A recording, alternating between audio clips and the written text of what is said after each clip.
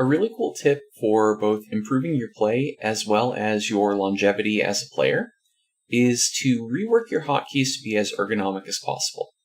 A great example of this would be a common action for your race. So, for example, as Protoss, I have to chrono boost many, many times per game.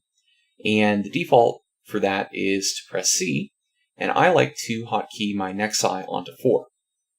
So for me to leave that as a default hotkey, I have to press 4, and then my hand has to move all the way down to C, and I can't miss, right? And I'm also having to kind of move my hand all the way across the keyboard every time I do that.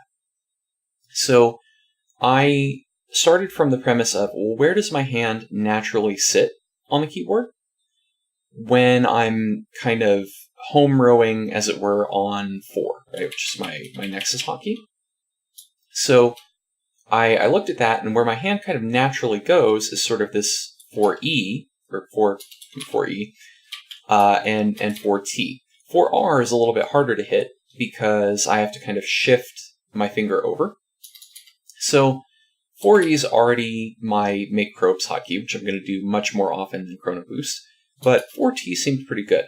So in order to chrono, I basically hit this, and then I hit this, and it's just kind of a simple tapping motion with these two fingers.